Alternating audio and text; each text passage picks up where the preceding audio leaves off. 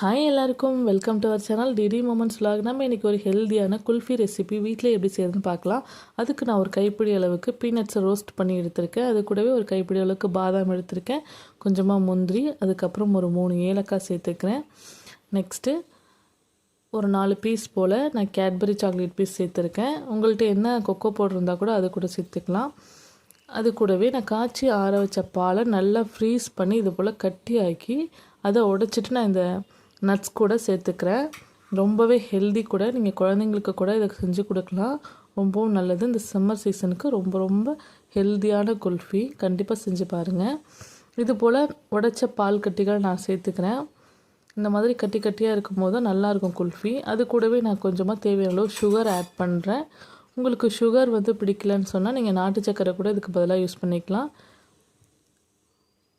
தேவையான அளவு sugar add பண்ணிவிட்டு நான் மிக்சர் ஜாரில் நல்லா பிளெண்ட் பண்ணி எடுத்துக்கோங்க. இது மாதிரி நல்லா நம்ம பிளெண்ட் பண்ணும்போது நம்ம மூடியை திறந்து காட்டுறோம் பாருங்கள், மேலவே வரவே வராது. அந்தளவுக்கு கட்டியாக திக்கான க்ரீமியான கன்சிஸ்டன்சியில் கிடைக்கும். இது போல் நெக்ஸ்ட்டு நான் டம்ளரில் ஊற்றி ஒரு 2 to 3 ஹவர்ஸ் நல்லா ஃப்ரீஸ் பண்ணி எடுத்துக்கிட்டேன். நம்மளோட டேஸ்டியான குல்ஃபி ரெடி ஆகிடுச்சு. குழந்தைங்களுக்கு இது போல் செஞ்சு கொடுத்து பாருங்கள், ரொம்ப விரும்பி சாப்பிடுவாங்க. ரொம்ப ஹெல்த்தியும் கூட, ரொம்ப அஃபோர்டபுளாக நம்ம வீட்டிலையே செஞ்சிடலாம். இந்த சம்மர் ஸ்பெஷலாக இந்த குல்ஃபியை நீங்கள் செஞ்சு பார்த்துட்டு கமெண்ட்டில் சொல்லுங்கள் எப்படி இருந்துச்சுன்னு.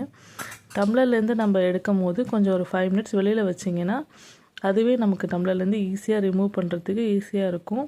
அப்படி இல்லைன்னா நார்மல் வாட்டரில் 2 நிமிஷம் வச்சுட்டு நம்ம எடுத்தாலும் அந்த டம்ளர்லேருந்து அந்த குல்ஃபி அழகாக வந்துடும்.